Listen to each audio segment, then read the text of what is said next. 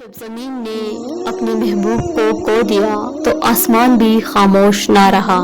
فرشتے جو کبھی روتے نہیں آنسوؤں سے نہا گئے، کیونکہ رحمت دنیا اب ہمارے درمیان نہیں رہے۔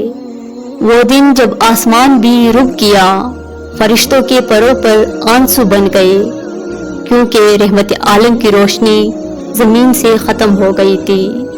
معزز ناظرین، وہ دن جب رحمت للعالمین محبوب خدا حضرت محمد صلی اللہ علیہ وآلہ وسلم اس دنیا سے پردہ فرما گئے، تاریخ انسانیت کا سب سے غمناک لمحہ تھا۔ حضرت محمد صلی اللہ علیہ وآلہ وسلم کی وفات کا واقعہ اسلامی تاریخ کا نہایت رنج انگیز اور اہم واقعہ ہے۔ آپ صلی اللہ علیہ وآلہ وسلم کی وفات سن 11 ہجری ربیع اول کی 12 تاریخ کو مدینہ منورہ میں ہوئی۔ اس وقت آپ کی عمر مبارک 63 سال تھی۔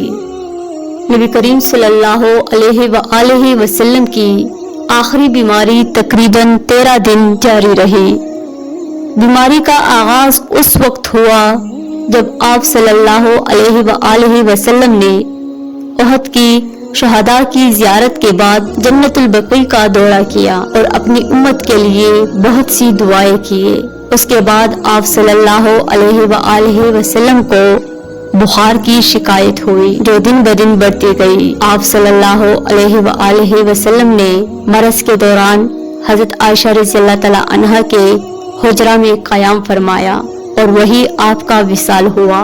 آخری لمحات میں آپ صلی اللہ علیہ وآلہ وسلم حضرت عائشہ رضی اللہ تعالی عنہا کے حجرے میں تھے۔ آپ صلی اللہ علیہ وآلہ وسلم نے مسواک کی خواہش کی۔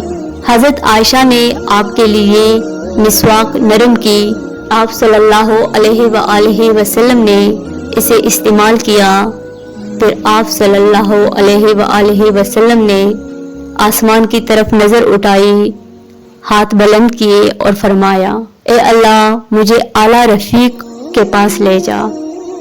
یہ الفاظ کہنے کے بعد آپ صلی اللہ علیہ وآلہ وسلم کی روح مبارک بارگاہ الہی میں پہنچ گئی۔ آپ صلی اللہ علیہ وآلہ وسلم کی وفات پر پورے مدینہ میں کوہرام مچ گیا۔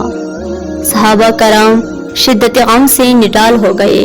حضرت عمر رضی اللہ تعالی عنہ نے تو تلوار نکال لی اور کہا کہ جو یہ کہے گا کہ رسول اللہ صلی اللہ علیہ وآلہ وسلم وفات پا گئے ہیں، میں اس کا سر قلم کر دوں گا۔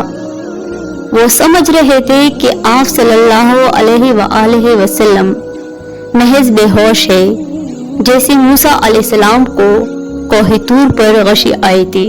تب حضرت ابوبکر صدیق رضی اللہ تعالی عنہ تشریف لائے۔ آپ نے نبی کریم صلی اللہ علیہ وآلہ وسلم کے چہرہ مبارک سے کپڑا ہٹایا، پیشانی کو بوسہ دیا اور فرمایا، اے اللہ کے رسول، آپ پاک زندگی گزار کر دنیا سے رخصت ہوئے۔ نبی کریم صلی اللہ علیہ وآلہ وسلم کو اسی حجرے میں دفن کیا گیا جہاں آپ کا وصال ہوا۔